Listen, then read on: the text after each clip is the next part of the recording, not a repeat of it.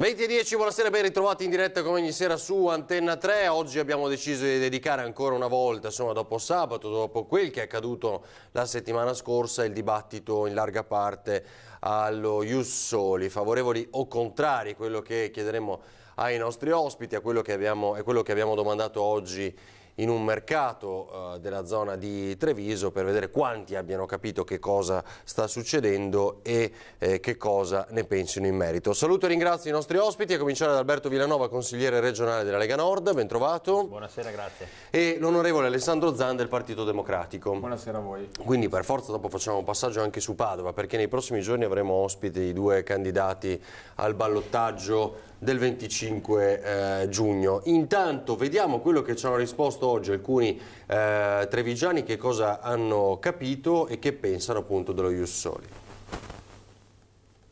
Ius Soli, sai che cos'è? No. Ius Soli. Non lo conosco, non so. La legge sulla cittadinanza che introdurrebbe lo Ius Soli, cioè darebbe la cittadinanza anche ai figli dei cittadini stranieri. Dico che ne hanno diritto, visto che vanno in America e acquisiscono la cittadinanza, perché no? Bella domanda, perché mi sto documentando adesso, perché ancora non ho capito la differenza fra quella che c'è e quella che vogliamo andare a votare, quindi non ti so rispondere al momento. Perché se nascono qui, secondo me, è giusto che debbano essere cittadini italiani. Quali vantaggi porterebbe a loro? Li aiutiamo, facciamo un servizio di aiuto alle persone che hanno bisogno. Se la richiesta è stata fatta secondo le regole, se da un punto di vista pratico è tutto regolare, allora va bene. Non ci sono problemi, sono cittadini come noi. Perché vivono qua, si sentono italiani, se si sentono italiani è giusto dargliela. Dopo, se si dà loro la cittadinanza, dovranno avere anche dei doveri, ed è come essere trattati come tutti. Allora, poi sapete che appunto c'è stato questo scontro anche violento al Senato, la dichiarazione di Beppe Grillo, che dopo il presunto incontro tra Salvini e Casaleggio sembra su questo un po' aver cambiato idea, perché ha stroncato la legge, parlo di Beppe Grillo, e in fondo anche il presidente della CEI con quello scontro a distanza con Salvini. Perché non vi piace? Beh, non ci piace perché già la legge attuale è una legge abbastanza permissiva. Io sono andato a vedermi i dati per vedere un po' com'era la situazione anche in Europa riguardo alla cittadinanza, e se andiamo a vedere le cittadinanze che vengono rilasciate tra gli Stati europei, vediamo che l'Italia è la prima per cittadinanze. L'anno scorso sono state date 205.000 cittadinanze, non è così negli altri Stati dove sono molte meno, e quindi sinceramente non si vede il motivo per cui dare questa nuova opportunità dello Ius Soli. Dopodiché io penso anche di poter rivendicare il diritto di essere contrario, perché abbiamo visto in questi giorni una campagna stampa che voleva dipingere come brutti e cattivi tutti quelli che si opponevano a questa concessione di diritti. Penso sia una posizione più che legittima. Dare la cittadinanza è una cosa molto seria. Secondo me e secondo anche molte altre persone la cittadinanza non va regalata, ma va comunque meritata. Bisogna arrivare, come la legge prescrive attualmente, arrivare al 18° anno di età. Una volta arrivati al 18° anno di età, una persona può sapere se vuole effettivamente diventare cittadino italiano oppure meno, se fa la richiesta oppure meno. Bisogna ricordare una cosa: a tutti i minori presenti sul suolo italiano, figli di immigrati, non viene negato nessun diritto ad oggi, perché hanno i diritti sacrosanti come l'istruzione e la sanità, non vengono negati a nessuno. Quindi non se ne vede il motivo per cui bisogna cambiare questa legge in questo momento storico. Quindi non è lo Ius Soli puro, che non c'è neanche in altri paesi dell'Europa, cioè nasco qui, sono italiano, ma è uno Ius Soli temperato, si dice, giusto? Cioè basta che uno dei due sia in Italia, abbia il permesso di soggiorno da 5 anni, giusto? Sì. E quindi... Sì, praticamente. Allora, distinguiamo la questione della cittadinanza, che è una cosa diversa. Certo. La cittadinanza viene data ad un cittadino straniero quando è qui da almeno 10 anni, ha svolto la propria attività e ha un permesso di soggiorno regolare, fa la domanda e dopo aver raggiunto i 10 anni, dopo un tot di tempo, gli viene data, se ha le caratteristiche, la cittadinanza. L'altra cosa è lo Ius Soli, dove lo Ius Soli è praticamente, intanto non è lo Ius Soli puro, quello che viene dato negli Stati Uniti. Negli Stati Uniti, se un bambino nasce nel suolo statunitense, diventa automaticamente cittadino statunitense. Questo non è invece lo ius soli che proponiamo noi e che esiste praticamente in tutta Europa. Lo ius soli che proponiamo noi si chiama ius soli temperato, perché prima di dare la cittadinanza ad un bambino che nasce e dunque che come dire, poi vive, frequenta le scuole, le parrocchie, agli amici esattamente italiani, questa cittadinanza viene data se da un lato i genitori hanno dei requisiti, cioè se sono qui da 5 anni legalmente, se hanno un reddito congruo per sopravvivere con la famiglia, dunque cioè per superiore all'assegno sociale, no? Superiore all'assegno sociale, dunque per mantenersi, se hanno un alloggio adeguato e se hanno superato un corso di lingua italiana. Dunque ci sono delle condizioni molto precise per dare lo ius soli ad un bambino che nasce, dunque non è automatica la cosa. In secondo luogo, se questi minori come dire, nascono in una famiglia che non hanno quei requisiti, cioè sono stabilmente almeno da 5 anni in Italia, devono superare un ciclo scolastico, cioè devono praticamente svolgere almeno tutte le elementari o tutte le medie e dunque almeno un ciclo di 5 anni, e dunque ci sono proprio delle caratteristiche, senza entrare troppo nel tecnicismo della legge, però ci sono dei requisiti molto stringenti e molto precisi per attribuire questa cittadinanza. Ma la ratio di tutto qual è? La ratio è che se noi vogliamo un paese dove, come diceva la signora prima, oltre ai diritti ci sono anche i doveri, cioè noi diamo dei diritti in cambio dei doveri. Cioè se un bambino nasce qui e frequenta le scuole italiane e come dire, dà all'Italia anche un contributo in termini di talento, in termini di, come dire, di lavoro, pagando le tasse e integrandosi nella nostra... È giusto che questo bambino, sin da quando è piccolo, se ovviamente ci sono questi requisiti, assuma la cittadinanza come gli altri, perché è come se io nascessi in Francia, sono di genitori italiani, nasco in Francia e mi viene detto: siccome tu sei nato in Francia e sei di cittadini italiani, non puoi essere francese. Ma come? Io sono nato in Francia, ho fatto le scuole in Francia, ho fatto tutto il mio percorso in Francia, perché non devo essere cittadino francese? Ecco, secondo me è una logica di buonsenso che deve però rispettare precisamente questi requisiti. Milanova, bastano quei requisiti? No, secondo me no. È stato fatto l'esempio della Francia, la Francia ha cambiato proprio la legislazione nel 2005 e nel 2008, perché da uno ius soli siamo passati a una situazione in cui i requisiti diventano molto più stringenti, proprio perché hanno visto che questo tipo di approccio di cittadinanza data a tutti quelli che nascevano nel territorio francese ha portato a delle situazioni che non sono più gestibili. Quindi effettivamente si è andati verso un restringimento. Qualsiasi altro paese europeo con un ius soli temperato o quant'altro ha comunque delle regole che sono molto più stringenti rispetto a quello che è la situazione già attuale in Italia. Questo è il grosso problema. Non si riesce a capire come mai in una situazione in cui abbiamo un arrivo di 200-220 mila immigrati irregolari all'anno, perché questi sono i dati che abbiamo dal Ministero dell'Interno, abbiamo 205 mila nuove cittadinanze all'attivo ogni anno e, come dicevo, l'Italia è la prima in Europa per cittadinanza. Non si capisce il motivo, o forse si capisce anche troppo bene, il motivo per cui viene data la cittadinanza facile. E badate bene, il problema non è quello dei bambini. Il problema qual è? Dietro ogni bambino c'è una famiglia, ci sono dei genitori, ci sono dei parenti. Questa cittadinanza data al bambino dà la possibilità ad almeno 4-5 persone per ogni bambino di diventare cittadino italiano. Sono cittadini che saranno cittadini maggiorenni che potranno votare. Questo lo sappiamo tutti quanti, perché il diritto al ricongiungimento arriva a tutta la famiglia. Partiamo dalle 5 persone per arrivare a molte. Cioè lei dice maschera questo reale obiettivo, che poi è quello che però non si dice più volte. Ripeto, non facciamo confusione. Un conto sono gli immigrati e le persone che arrivano irregolarmente nel nostro territorio e che devono sottostare. Adesso c'è un decreto Minniti che è stato diciamo, ratificato dal Parlamento e che prevede invece dei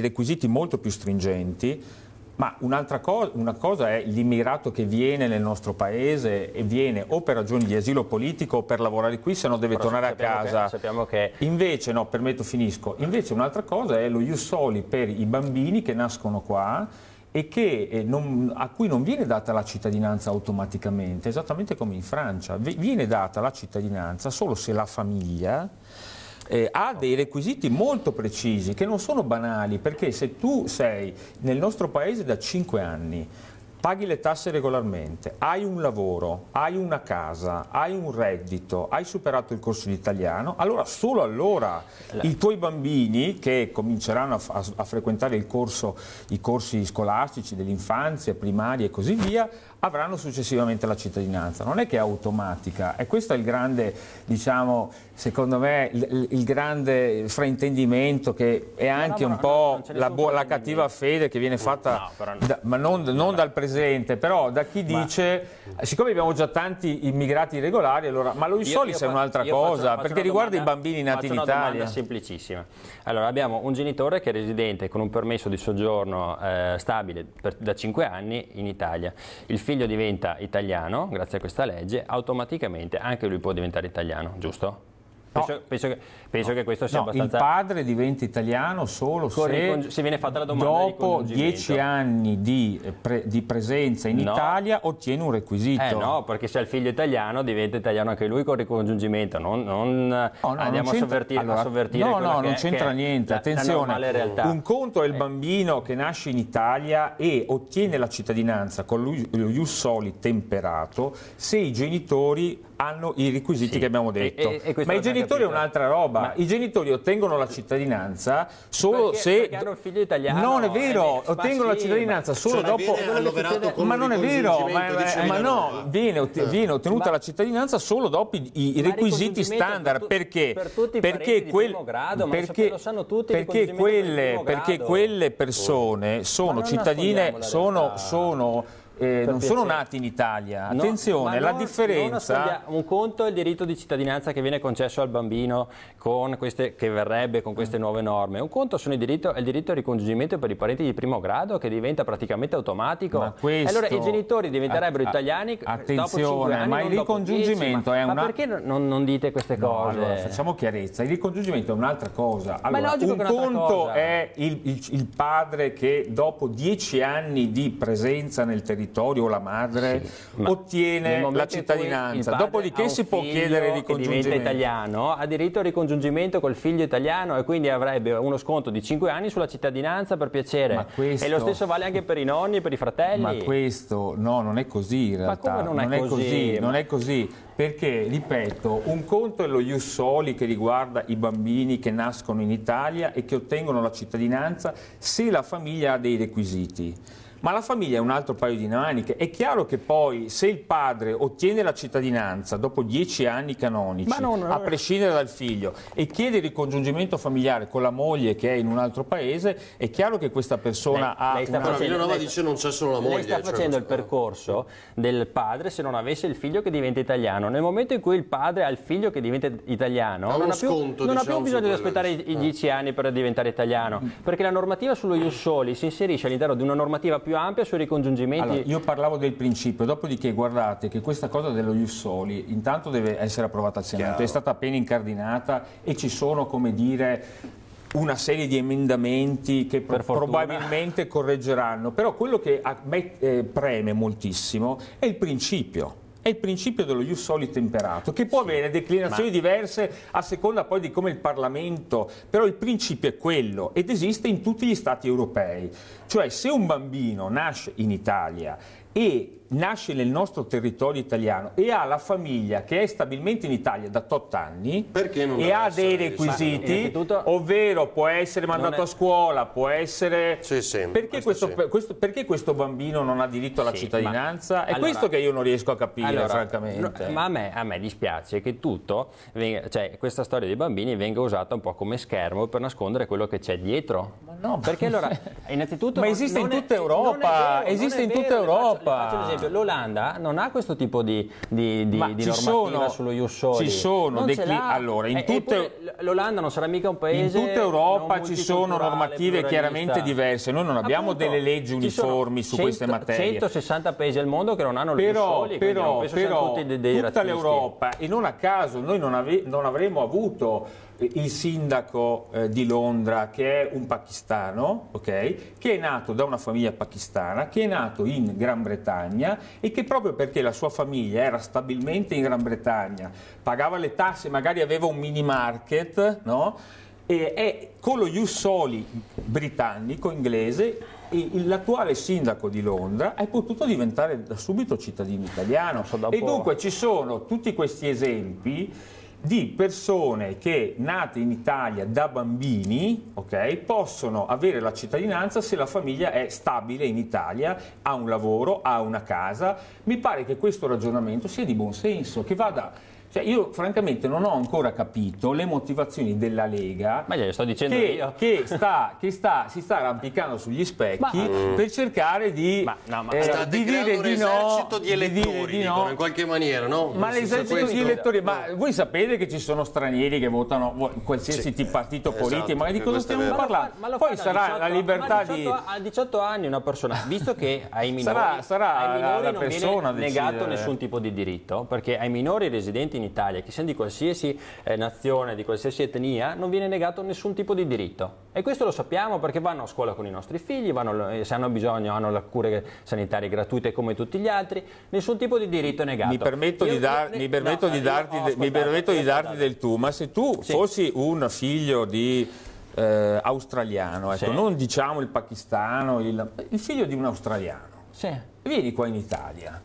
Tua madre e tuo padre sono qui da 5 anni, hanno un lavoro, hanno una professione, hanno una casa, conoscono l'italiano e tu sei nato e ti viene detto, siccome per ragioni astruse tu sei figlio di australiani e dunque hai questa colpa, pur essendo nato nel nostro paese ti neghiamo la cittadinanza, devi aspettare 18 anni. Ma perché? Ma non viene negato. Ma perché? Ma perché tu non ti puoi sentire cittadino italiano da subito? Ascolta, ma uno si può sentire cittadino italiano, ma quando arriva alla maggiore età ha una decisione propria, dice io a 18 anni decido di essere italiano. Ma per 18 anni questo bambino si è sentito straniero a casa sua? Ma io capisco se gli venisse negato qualcosa, ma non viene negato niente a nessuno in questo paese. Tu non sei cittadino italiano, gli si viene detto. Perché? Perché hai il colore della pelle diverso dalla mia, per ragioni che non sono comprensibili. Ma per piacere, a un bambino che investe il proprio studio, la propria formazione, il proprio tempo. Pensiamo ad esempio ai carabinieri. Oggi è stato premiato quel ragazzo indiano, Marai Singh, figlio di indiani, che è stato il primo diciamo del corso ufficiali, è arrivato primo del corso ufficiali, è stato premiato dal comandante dei carabinieri. Lui è indiano e è diventato cittadino italiano a 18 anni. Ma perché, scusa, perché questo non aveva diritto ad esserlo prima? Cioè perché ha potuto fare lo stesso tutto quanto? Ho capito, ma questo qui è nato in Italia e si sente italiano, tant'è che oggi serve la nostra arma come ufficiale. Posso brevemente.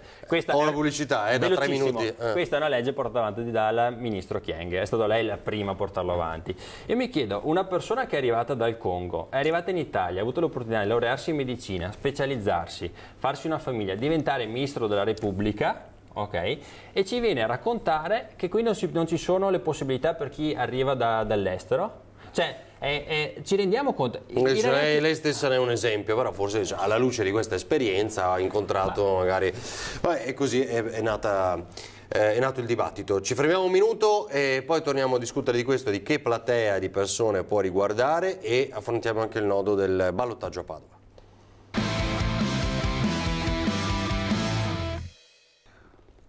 - 20:10 ius soli. Se ho letto bene, 800.000 o 1 milione di persone può riguardare? Questa applicazione così con lo ius soli temperato? Io i dati andrebbero visti poi alla luce anche di quali caratteristiche noi vogliamo introdurre, perché ripeto, la legge è stata approvata alla Camera ma oggi è incardinata al Senato. Il Senato di solito apporta delle modifiche certo, per arrivare tornare alla Camera, poi in certo. lettura, visto che non c'è stata l'approvazione della riforma costituzionale, noi abbiamo sempre questo ping pong Camera e Senato.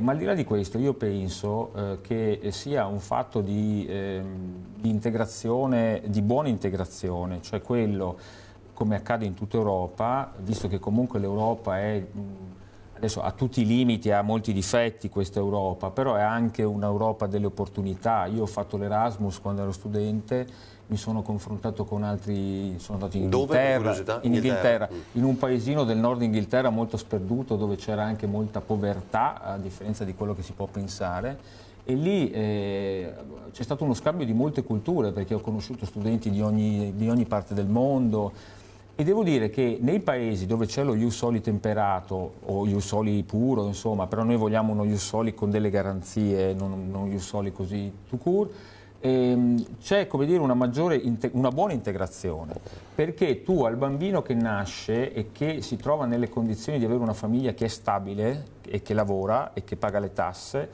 e gli dai la cittadinanza, questo bambino si sente da subito pienamente integrato nel paese e si sente da subito responsabilizzato, cittadino italiano. Un flash, quindi se manca uno dei 3 requisiti che abbiamo citato, documenti in regola, facciamo allora, facile. Se manca 5 anni in Italia stabilmente, esatto, un reddito adeguato, la casa adeguata e il corso di italiano superato dai genitori. Se questi requisiti, che il bimbo abbia concluso un ciclo di se questi requisiti non sono, uno di questi non è superato, il bambino deve compiere, se anche solo uno di questi, quindi ci vuole un'aggiunta che è quella il bambino deve compiere il ciclo scolastico intero. E questo ovviamente è un ulteriore requisito proprio per evitare anche le strumentalizzazioni che ci sono state, cioè qui si dà la cittadinanza a tutti. Questo non è vero, perché allora, ci sono dei requisiti molto precisi. Milano, un ultimo flash su questo, poi vi faccio vedere il caso Padova. Il requisito ad esempio del reddito, si parla di 5.000 euro all'anno, quindi stiamo parlando di un reddito minimo. Voglio contestare questo discorso sull'integrazione, cioè che lo ius soli porti un'integrazione maggiore. Non è vero, cioè l'integrazione si ha quando i genitori di questi bambini possono avere un posto di lavoro, quando questi bambini possono sì andare a scuola, ma possono farlo liberamente, come succede tuttora.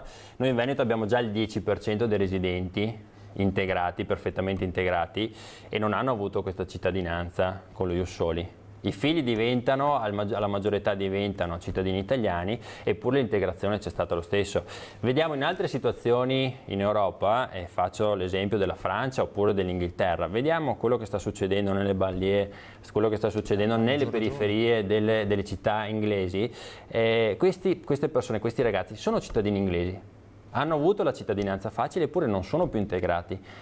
Vanno a lottare contro lo Stato che gli ha dato la cittadinanza, e questa è l'altra faccia della medaglia rispetto al sindaco di Londra. Cioè non possiamo nasconderci dietro un dito dicendo gli diamo la cittadinanza, l'integrazione automatica, perché non sarà assolutamente vero. Noi dobbiamo garantire a tutti i cittadini residenti nel nostro paese le possibilità di lavoro, di farsi una famiglia, di costruirsi un futuro, fino a quando avremo 150.000 ragazzi italiani che prendono e se ne vanno in altri paesi per trovare lavoro. Noi non possiamo occuparci degli stranieri, dobbiamo occuparci prima dei nostri ragazzi e impedire che vadano via, dando questo opportunità. È un ragionamento però che francamente... Vi devo fermare su questo. Sì, allora, volevo replicare perché ha mescolato tante cose. Se fa un flash davvero ce la fa? No, dicevo che perché negarla la cittadinanza?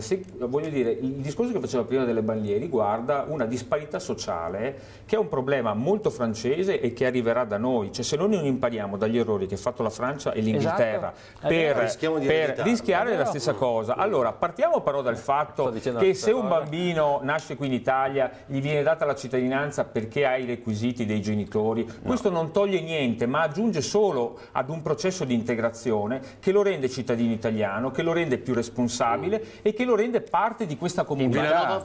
Impariamo dagli errori, facciamo entrare gli immigrati in un numero tale a cui questi possono avere un futuro. Non facciamo entrare una massa di persone che non potrà mai trovare un lavoro ancora. E sarà sempre. Ma questo è un altro ragionamento ancora. Qui stiamo parlando di cittadini, qui stiamo parlando di cittadini integrati. Sono ragionamenti che vanno pari passo. Stiamo non parlando. Puoi dare la cittadinanza e non pensare che bisogna in qualche modo limitare. Allora, un conto è il cittadino che non ha il permesso di soggiorno, che è irregolare e che deve tornare a casa sua. Un conto è i cittadini che sono integrati qua, che hanno i figli che vanno a scuola, e perché li dobbiamo trattare come di serie B? Vediamo Bitonci e Giordani, la giornata di oggi a Padova in vista del ballottaggio di domenica prossima.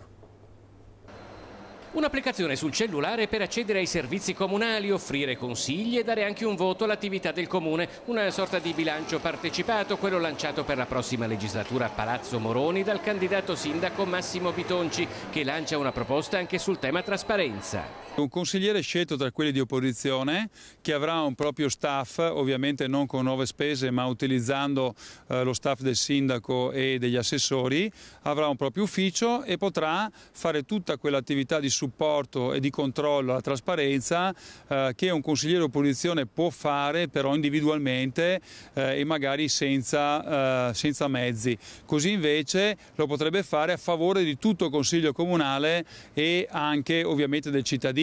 Intanto Sergio Giordani e Arturo Lorenzoni invieranno una lettera a tutti i padovani per illustrare il proprio progetto politico. A differenza del nostro avversario, hanno detto, noi siamo candidati civici che non dovranno rispondere ai diktat di partito. Io faccio l'imprenditore, Arturo un docente universitario, noi abbiamo sempre tirato a campare quei soldi che non ci ha dato nessuno, noi abbiamo sempre lavorato. Bitonci negli ultimi 25 anni tra parlamentare, sindaco, commissioni ha portato a casa quasi 1 milione di euro, è incredibile. E adesso lui fa la commissione trasparente, non faceva neanche entrare le persone in comune, sapete che trasparenza che fa ridere.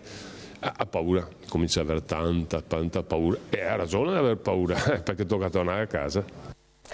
Ricominciamo da Villanova. Si alza l'asticella del contrasto. Beh, il contrasto è logico, siamo a pochi giorni dal ballottaggio, quindi penso che nei prossimi giorni ne vedremo delle belle. È una sfida tra due visioni completamente diverse. Sappiamo bene com'è il sindaco Bitonci, sappiamo quali sono i suoi punti fissi, sappiamo che è un sindaco che quello che dice fa. Questo è stato la sua barra dritta per gli anni in cui è stato sindaco. Purtroppo dopo una congiura di palazzo l'ha fatto cadere e adesso i padovani devono scegliere tra quelli che l'hanno fatto cadere, no? Che si sono messi tutti assieme, e invece un modello di trasparenza, un modello di gestione della propria città, con amore per la propria città, amore per la sicurezza dei propri cittadini, e quindi veramente due visioni completamente contrapposte. Zan, ho visto fare campagna elettorale in questi giorni per Giordani, no? Io francamente dico, faccio la domanda ai padovani: cosa ha fatto Bitonci in questi 2 anni e mezzo? Niente, ha completato una rotonda e ha fatto ben poco altro. È un sindaco che ha litigato con tutti, che non a caso è stato sfiduciato da una parte della sua maggioranza perché non riusciva a fare squadra. È un sindaco che non faceva entrare nessuno in comune, è un sindaco che approvava le delibere anche su questioni urbanistiche solo in giunta, senza passare per il Consiglio Comunale, ecco perché queste sono state bocciate dal TAR, soprattutto su questioni importanti come i centri commerciali. Dunque è un sindaco che oggi vorrebbe dare un ruolo a un consigliere dell'opposizione, forse lo vuole dare a se stesso perché è convinto di non farcela e dunque già mette le mani avanti, perché francamente mi viene da ridere uno che ha veramente chiuso la bocca all'opposizione, ha usato il Consiglio Comunale come un teatrino, francamente, con delle scene indecorose, e adesso viene a farci la morale sulla trasparenza. Francamente è un po' ridicolo, e devo dire che comunque i cittadini, i padovani, avranno tutti gli elementi per poter decidere da che parte stare. Allora, come diceva prima, gli chiedo veramente un altro tweet, anzi come si dice in questi casi, che non si può certo fare la somma, questo ormai l'abbiamo detto in tutte le lingue del mondo, tra i risultati del primo turno, e che il ballottaggio è una partita completamente nuova, compreso il fatto che sia il 25 giugno, quindi in estate ormai piena, anche se... Ma il fatto che sia il 25 giugno sicuramente è un handicap, ma che vale per tutte e due le coalizioni. Secondo me un po' andranno al mare un po' quelli di centrodestra e un po' quelli di centrosinistra. No, l'unica cosa è che, come diceva lei prima, è una partita a sé. Il ballottaggio del 25 giugno comporta il fatto che la coalizione che vince sarà quella che riuscirà a portare più gente a votare. Il centro-sinistra parte con un vantaggio di più di 10 punti rispetto a Bitonci, per cui io penso che se le persone che hanno votato Lorenzoni e Giordani torneranno in buona parte a votare, non abbiamo problemi. E bisogna ovviamente motivare le persone e dire: guardate, il risultato non è scontato assolutamente e bisogna lavorare, bisogna andare a votare il 25 giugno. Altrimenti sarebbe 40 Bitonci e 29 Giordani. Ma no, ma perché c'è un'alleanza con Lorenzoni e molti degli elettori di Lorenzoni andranno a votare, ne sono certo. No, non me ne avrai se ricordo che in politica 1 più 1 non sempre fa 2. Questo è vero. Quindi io mi sento innanzitutto di fare un appello perché tutti vadano a votare. Allora, è abbastanza scandaloso che vengano fissate le elezioni così tardi, perché andare a votare un ballottaggio il 25 giugno veramente manca, ma fra poco ci mandano a agosto a votare. Allora, sperando che la gente capisca l'importanza di questa votazione, secondo me è importante dire: andate a votare. Ci sono 2 visioni completamente opposte di Padova, ci sono 2 visioni completamente opposte in gran parte dei comuni, e questo è il bello del ballottaggio, è una finale secca, qui si vince o si perde.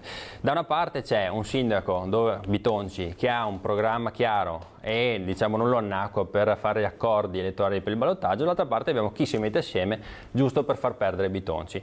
Questa è la visione che abbiamo davanti per Padova. Vi devo fermare, anche perché tra l'altro, a proposito, per evitare il voto, a meglio il vitalizio ai parlamentari, D'Inca ha detto allora si voti il 20 agosto, perché facendo tutti i conti, e qui nacque l'idea. I vitalizi non ci sono più. No, certo, vabbè, però i pensionati, diciamo anche al settembre, metà settembre, giusto? Sì. Metà settembre la scadenza, diciamo, per la maturazione. Io toglierei anche quello così, però stiamo parlando di pensioni che arriveranno a 65 anni e francamente di 900 euro lorde, dunque stiamo parlando di tutt'altra cosa rispetto ai vitalizi. Stiamo bloccando il dibattito nel paese su questioni francamente. Ma tanto comunque non si va a votare, abbiamo capito, no?